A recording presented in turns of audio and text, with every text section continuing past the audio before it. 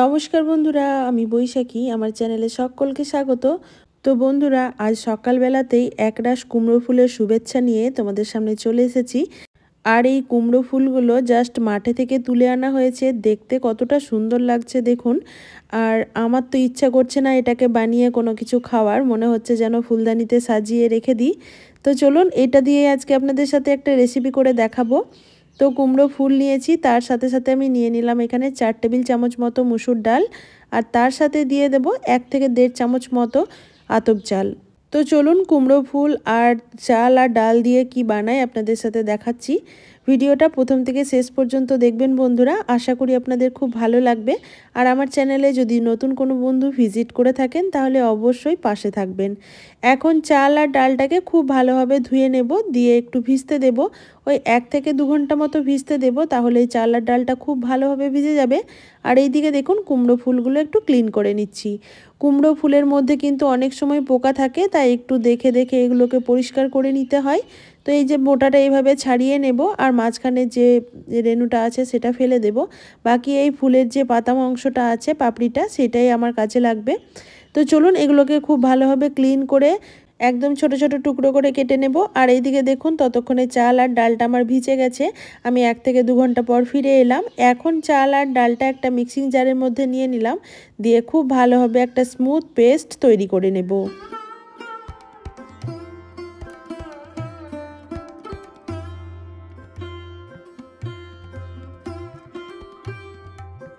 বন্ধুরা, কুমড়ো ফুলটা কিন্তু খুব ভালোভাবে 2-3 বার আমি জলে ধুয়ে নিয়েছি। অনেক সময় এটাতে বালি থাকে, যেহেতু মাঠে হয়।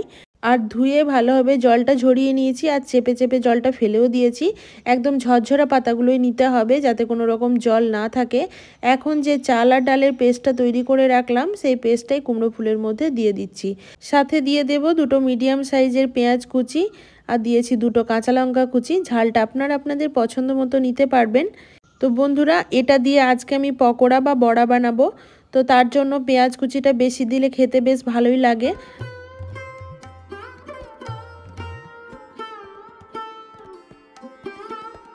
এখন দিয়ে দেব পরিমাণ মতো হলুদের গুঁড়ো আর পরিমাণ মতো লবণ। তার সাথে দিয়ে দেব সামান্য একটু কালো জিরে। তো কালো জিরে যে কোনো পকোড়াতে দিলে বেশ ভালোই লাগে খেতে। আর দিয়েছি সামান্য চিনি। নুন মিষ্টির ব্যালেন্সের জন্য এখানে আমি চিনি ব্যবহার করলাম, আপনারা চাইলে স্কিপ করতে পারেন। আর তার সাথে দিয়ে দিলাম 1 চামচ মতো সাদা তিল। এই সাদা তিলটা যখন পকোড়াটা ভাজা হয়ে যায়, খাওয়ার সময় মুখে পড়লে বেশ ভালো লাগে। এবার সমস্ত কিছু খুব ভালোভাবে মেখে নিতে হবে। তো আমি স্পুনের সাহায্যে মাখছিলাম, এখন মনে হলো না হাত দিয়ে মাখলেই সবথেকে বেস্ট হবে। যত ভালো করে পকোড়াটা মাখা হবে তত ভালো কিন্তু পকোড়া টেস্ট হবে।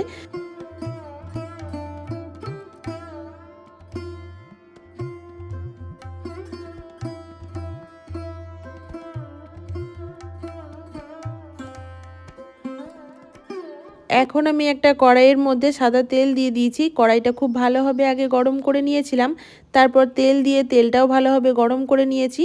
এখন আমি কুমড়ো ফুলের বড়া বা পকোড়াগুলো দিয়ে দেব। দিয়ে উল্টে পাল্টে একটু মুচমুচে করে ভেজে নিতে হবে। আর পকোড়াগুলো ভাজার সময় গ্যাসের স্টিমটা লো টু মিডিয়ামে রাখতে হবে, না হলে ওপরটা ভাজা হয়ে গেলেও ভেতরটা কিন্তু কাঁচা থেকে যাবে। তাই লো টু মিডিয়াম আঁচে ভেজে নিতে হবে। আর এখানে যেহেতু আমি মুসুর ডাল আর তার সাথে আতপ চাল ব্যবহার করেছি, তাই পকোড়াগুলো কিন্তু একদমই মুচমুচে হবে। তো চলুন, উল্টে পাল্টে ভেজে নিই, তারপর ফিরে আসছি।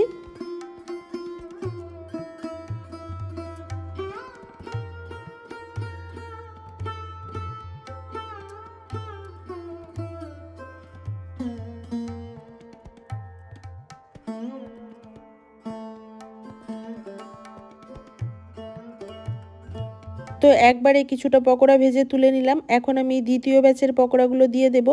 এইভাবে আমি সমস্ত পকোড়াগুলো ভেজে তুলে রাখবো।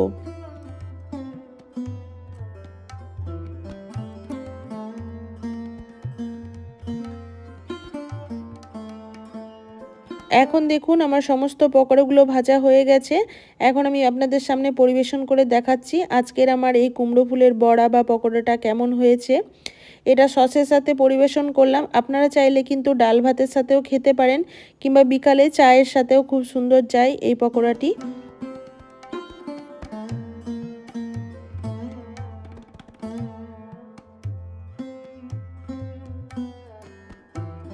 আর এই কুমড়ো ফুল খাওয়া কিন্তু স্বাস্থ্যের জন্যও খুবই ভালো, বাচ্চা থেকে বয়স্ক সবার জন্যই উপকারী। তো চলুন একটা পকোড়া আপনাদের ভেঙে দেখায় ভেতরটা কেমন হয়েছে।